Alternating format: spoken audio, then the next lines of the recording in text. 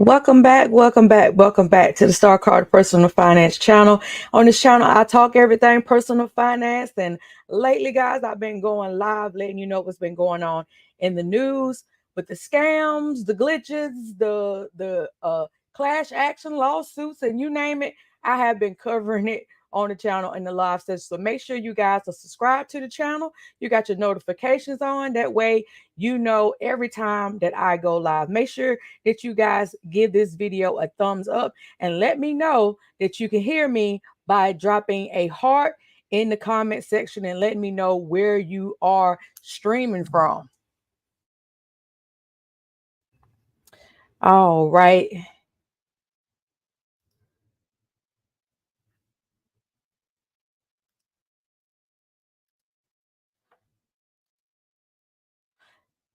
Thank you, Sean, for being in the chat.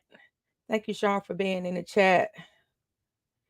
Again, guys, let me know that y'all can hear me good, that everything is good on my end. What we're covering today is rental scams. Now, this is not a new scam, but it has been resurfacing a lot more lately. This is something that, from my research, have been going on for the past 15 years, right? But they have resurfaced lately, along with a lot of other scams. The scammers are not taking any days off.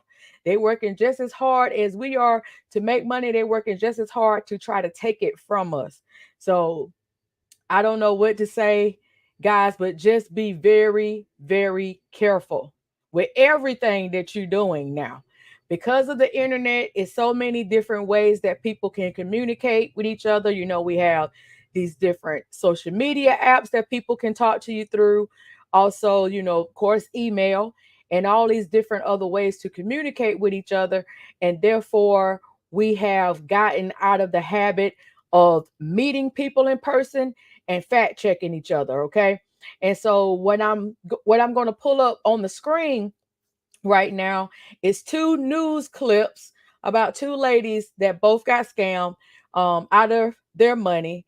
And if you Google this, honey, you'll see a whole bunch of rental scams. I'm talking about all over the United States. I got one lady in Georgia, another lady all the way in Seattle, Washington. So this is not just in one area. This is all over the place. So this is information that everybody need to be looking at, because with rent being so high, if you are a renter, with rent being so high right now, ever since the pandemic, it is a lot of people trying to find more affordable housing or trying to find affordable areas to live in, because they might live in an area that is that the cost of living is extremely high. So they're moving to other areas where they can afford, to rent, because some places your rent is over 50% of your income. You can't survive like that, right?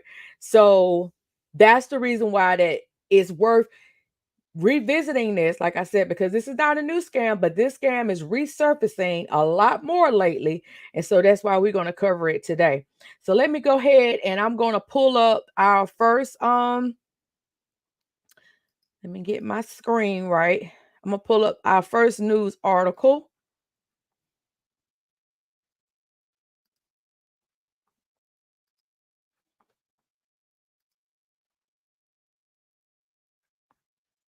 By a person they thought was actually renting them a house. And now police are searching for that person responsible while the family is trying to find a place to call home. Channel 2's Michael Dowden is live in Clayton County. And Michael, the family has been living out of their cars for some days now. Yeah, it all really depends if they can scrape enough money together each day to afford a motel room. Otherwise, this family of 8 are sleeping in their cars. This, of course, after they thought they were going to be able to rent a home in this neighborhood. I was very excited because it was kind of like my first house with my 2 kids. Benicia Smith thought her family was finally getting a break after someone reached out saying they had a place they could afford to call home. She even had paperwork and everything. I had a whole lease, so it was kind of felt like it was legit. So the family handed over $1,200, set up a payment plan, and moved in.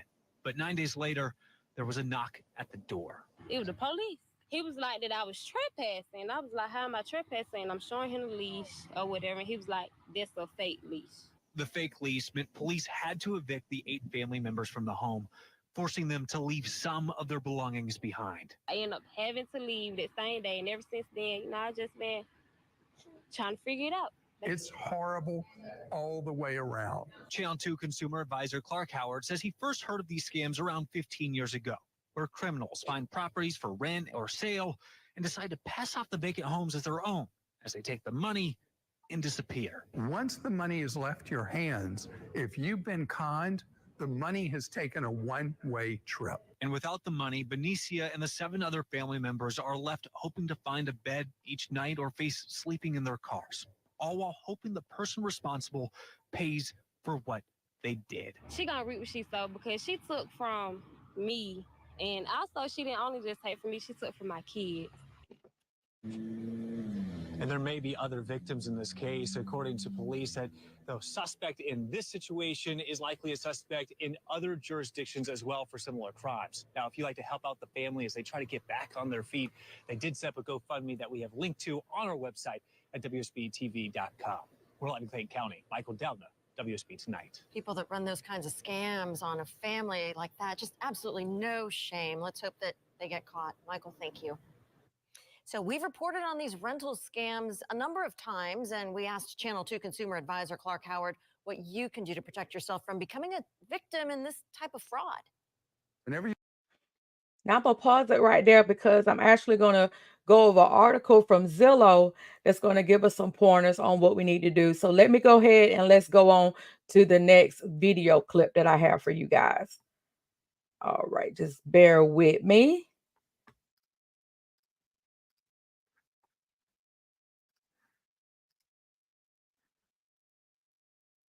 Was talking to used all the right words, playing into her emotions. She told the person on the other end of the ad that the apartment was for her disabled son, and before she knew it, she was out all that money. Now, that ad that was originally posted to Craigslist has been flagged and disabled. Vet them more. Had I did a research on this place, I would have known that for sale. It's a tough lesson learned, and one that cost Allison Simon $3,700. There's scammers out there. Don't ever wire your money to anyone who is out of state and you're trying to rent a place here in Seattle. She says she fell victim to an online ad posted on Craigslist. The rental ad has been taken down and flagged after she reported it to the site. I pity him, you know. For individual to sit down and think about how they can con and rob someone, especially a disabled child, a mother who's trying to put her son into an apartment so he could become independent. The person Allison was dealing with was offering a 1-bedroom at Clean Lofton Suites in Belltown. All of their communication was done through emails, something experts say can be a red flag. Let us proceed. I handle all my son's finances and are responsible to pay all his rent. The problem is the condo was never available for rent. A search showed it's listed for sale by Windmere Real Estate. Never was it on sale. It was on sale by a real estate company, Windermere. The legitimate broker responsible for the condo now knows about someone using the company's listing and photos to try and swindle people. Allison says she spoke to the broker and made sure he was aware of the situation. This is my paper trail. This mom now documents everything and says she's filed reports with various agencies. He's kind of trying to play the game. And experts say if you can, tour a property in person and never send any kind of money to someone you don't know, especially if they're out of sight. Now, if you have been a victim of a scam, you can always contact the Better Business Bureau. We've got a link to their scam tracker on our website. Just look for this story. In Seattle, Dave Detling. All right, so those were the 2 news articles that I was able to find on this rental scam. So like I was telling you guys, this is not a new scam, but it has resurfaced again, and now it's getting legs again. The first one that we looked at was as early as August the 14th of this year, and the one that I just shared with you from Seattle, that one there was from September the 2nd. So very, very recent. These are very recent cases. So like I said, these are resurfacing. So therefore, I got to bring it to you guys because I know people are out there trying to find affordable housing, moving out of areas so that they can move in an area where the cost of living is not as expensive as some of the major metropolitan areas and stuff like that. So it's very important, guys, that we are being very, very cautious and doing our due diligence and dotting I's and crossing T's when it comes to and vetting these people when it comes to doing all of our financial business now, because you can't trust anybody now to be on the up and up, excuse me, and be legit. So even people, I mean, people are sweet, they're nice, they're kind, and then next thing you know, they have taken your money and they have ran off. So we can't just be like over trusting. Okay, we just can't be over trusting at this point. Excuse me, guys. And so I want you guys to really and truly share these videos that I'm making on these lives where I'm talking about all these different scams, because every time I turn around, every time I go on Reddit, every time I go on a forum, I'm seeing people constantly getting scams that I don't getting scammed by stuff that I done talked about on this channel. So please make sure you're sharing these videos, liking it, and making sure that it's getting pushed out to the people that may not know what's going out here in these financial streets. Excuse me, guys, I got a little strangled. All right. So let's go ahead and I'm going to pull up the article on Zillow.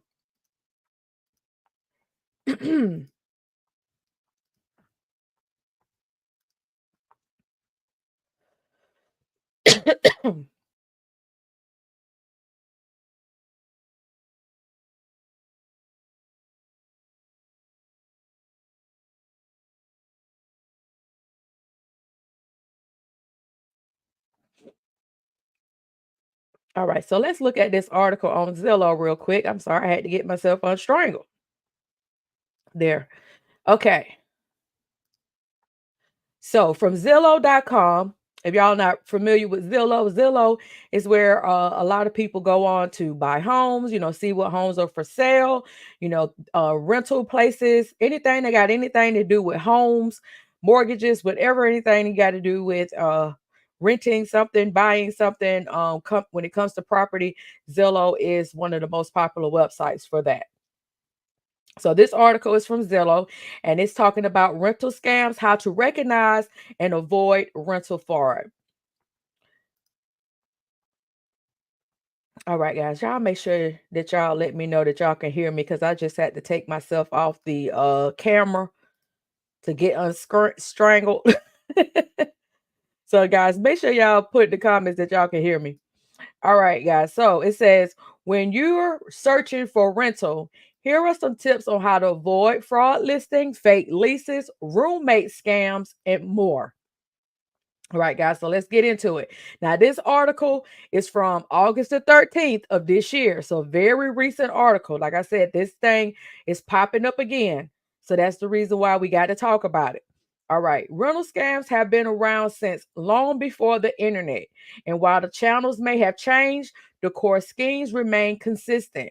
Common tactics rely on a heightened sense of urgency, opportunities that are too good to be true, and caginess about select details and specifics. The good news is, just like the enduring tactics scammers use, there are fundamental ways to protect yourself. We compiled the most frequent warning signs of rental fraud and guidance on what to do if you think you spotted a rental scam. All right, so let's get into it. How to know a rental is a scam. The opportunity is too good to be true. Does that seem too low for the neighborhood or property shown in the listing? To rush renters, scammers advertise, deals that seem like amazing opportunities. They are stressed urgency and that the deal will be gone fast. This last bit is its own little red flag. Amazing deals speak for themselves and don't need the hyped up language. Okay. So, guys, make sure that if it sounds too good to be true, it probably is. And that goes for a lot of things like Chase free money glitch. Oh my God. Anyway, pressure to send personal information or money before you've seen the property. A listing contact asking urgently for personal identifying information is a sign that they may be attempting identity theft. Okay. This is different from tenant screening, a process where typically does not start until after a prospective tenant has toured the unit and submitted an application. A legitimate service would typically have good reputation on trusted platforms like the Better Business Bureau or Google reviews, adhere to the relevant data privacy regulations like the Fair Credit Reporting Act, and clearly explain its processes. So, guys, make sure that they automatically off the top asking you for information that they shouldn't be asking you for because you haven't even seen the property, submitted an application, or did any of those things. You know that that's red flag city, okay? So, and especially with the data breach we just talked about that on the live as well. The data breach, there's so many people's information out here now. Okay. So they can be trying to go out here and trying to piece together information and try to get stuff in your name. So make sure you got your credit froze as well. Okay. Because identity theft is real. All right. Request to send payment using untraceable payment methods. All right, of course, because they don't want any paper trail. All right. Is the listing contact directing you to sketchy website for payment? Do they want you to pay an application fee or deposit via cash, wire transfer, cryptocurrency, gift cards? These methods are infinitely more difficult to trace or track. Being asked for any payment or payment details before you've seen a property is also a red flag. So we just got to be smart. You know, a lot of people may not still use checks. I'm a check writer. I'm a check writer when it comes to stuff like that. When I get every month, I pay my rent on my shop and stuff like that. I'm gonna write a check. I need my paper trail. So we're not doing no Cash App, no Venmo. We're not doing Zelle or no rent. We're not doing that. We're not doing all these different things where you guys, soon as you give them the money, they could disappear. No, we're not doing that. We're not. So a lot of times you still got to do the old fashioned way of doing things when it comes down to payment methods or making sure that we vetting who we giving our money to. All right. The person listing the rental is unwilling to meet. Okay. They'll mail you the keys, they say, but the supposed landlord, property manager, or agent can't meet. They're out of the country or they had to attend a family emergency out of town. The stories varies, but guidance remains the same. Proceed with caution. This is likely a bad scam. Sign. I'm sorry, a bad sign. So if they can't meet you in person, that's automatically a red flag to me because how about if you are out of town, I see you when you get back. Because if you really want to rent this property, you will meet with me. How about that? If you can't verify the property, it's actually for rent. Another fraud tactic involves listing properties that don't actually exist or aren't actually for rent. Mostly they start with fake listing, but this is another scenario where the swindle may involve a showing, either in person or virtual, of a property, usually one that's vacant. If you can track a listing back to a property management website, office, or government record, proceed with caution. All right. So, how to avoid rental scams when you're searching for a rental? Confirm the property listing is legitimate. So, check across several sites to see if the listing appears elsewhere and displays the same contact information and other high level details. Scammers without actual rentals to tour may hijack a real rental or real estate listing and change the email address or other contact information. Then they'll place the modified ad on another listing to attract renters. You can also look at nearby rental listings to see if the rent price seems too inexpensive for the area. If the price is unexpectedly low for the rental you want, ask the property manager or landlord upfront about it. Keep copies of all your communication. All right. Verify the identity of the listing contact. Although landlords and property managers aren't always required to carry a license, you can ask for a business card. You can also ask for a business license number or check local laws to see if any other licenses or certificates of occupancy are required for landlords. If you contact an agent, ask for a real estate license number and then search it in your state's online database. Further, the local assessor's office or county clerk can provide property records to verify ownership. You can also often search for this information online yourself. Seek verification that your contact is who they claim to be. If they're communicating via email, check the domain name. That is everything after the @ symbol in the email address associated with the address. Public email domains like at gmail.com, while not uncommon with smaller operations, should be met with caution if they feel odd for the type of property or business in question.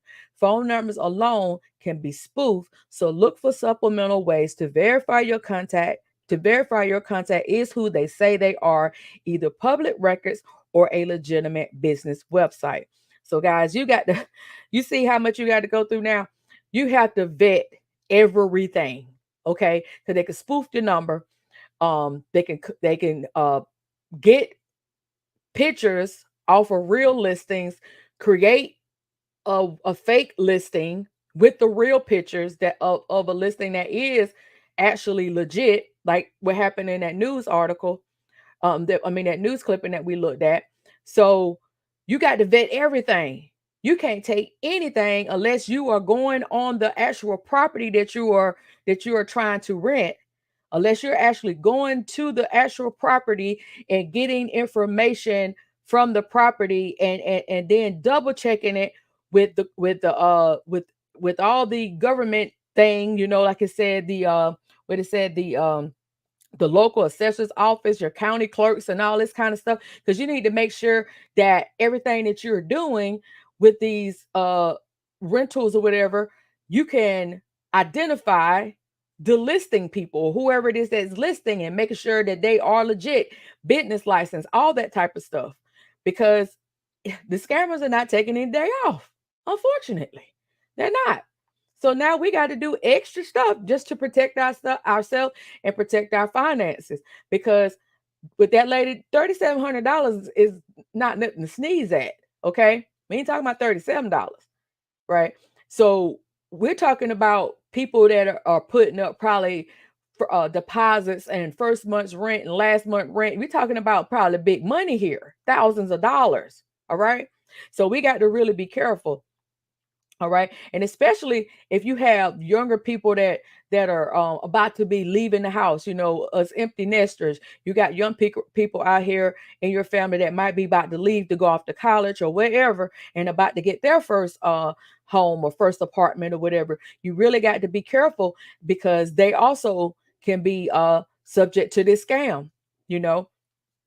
And I don't know, when we was looking at that last one, and that lady had got scammed on Craigslist. Now, I'm not victim blaming or anything like that, but I think Craigslist period is a red flag. I haven't seen anything good come from Craigslist. I'm sorry. I've never did anything on Craigslist, bought anything. I don't even think I've ever even been on the website. But every time you turn around, Craigslist is in some type of news about something scammy or fishy, or you know people being unalive. Always some weird stuff going on over there. So I think if you are looking for a place, please don't do it on Craigslist. All right. All right. So visit the property in person or send someone you trust. This gives you a chance to vet a lot more information than what you can assess over a call or online. If you're searching remotely and can't visit yourself, ask a trustworthy local friend or associate to stand in, or work with a local agent. If you can't find someone local, try searching Street View or Street Side to see if the property matches what's shown in the listing. I told you we got to do a little bit extra now. A note on so-called lockbox scams. Okay. Touring a property alone doesn't eliminate all risks. Swindlers may facilitate a safe guided tour via remote lockbox access to a properties that's sitting vacant. They may even meet and show the property in person, all in the effort to lend more believability to the grip. In both cases, they may have identified the vacant property and gained access beforehand, changed the locks, and then started hosting illegitimate tours. The guidelines here remain the same. Verify information independent of assumed real estate professionals' contact information. So do your due diligence. What it say? Check, double check, and triple check. All right. Use trusted sources for any exchange of money. Insist on paying any application fee, deposit, or rent through your bank via ACH transfer, credit card, or debit card since there's a clear, accessible record. Or if you still have checks, write a check. Whenever possible, avoid providing payment details like account numbers or verification codes directly or via insecure methods. Instead, ask whether the landlord or property manager offers a website or online service with secure rent payment capabilities. Only send payment after you've taken steps mentioned above to verify the authenticity. I can't say this word. Authenticity of the person or entity you're transacting with. So you just want to make sure that all your payments are secure and that you're sending it to a secure website, especially if you're doing it like that or some type of rental portal or something. All right, positive sensitive information. Provide only basic information and identification during the pre-application process or before you've toured the property. Be wary of unexpected communications, asking for your login credentials, verification codes, or other personal information via phone call or text message. Always verify the sender's identity first. You can see more information and at the Federal Trade Commission's page, which I'm going to link this article right here in the description of this video. All right, so quick tips to avoid rental scams when you're searching for a rental. So we want to verify, we want to meet, we're going to beware, we're going to pay carefully, we're going to be thorough, and we're going to trust our instincts. All right. So like I said, I'm going to link this into the description box. So if you want to continue to read further into this article, especially if you know somebody that is in the process of moving. It could be your teenager, that's about to graduate high school, about to go off to college or whatever is going on, or either just about to get their first apartment, moving out on their own. Somebody's always moving. And therefore, this information is very, very important. Like I said, and some people are moving because they want to move to a cheaper area because rent is so high. So, or just want to find more affordable housing. Either way, this is something that is on the rise again. And so we just got to make sure that we're telling everybody that we might come in contact with to be on the lookout for these things, especially if somebody is out there on the hunt to try to move. All right, guys. So thank you again. And again, I'm going to put this in the description box of this video. I hate that I'm going to have to get off of here a little bit quick because I'm feeling a little strangled for whatever reason. I don't know what's going on with my throat right now. But again, everything you need to know from me is going to be in the description box of this video. Y'all can keep the communication going in the chat.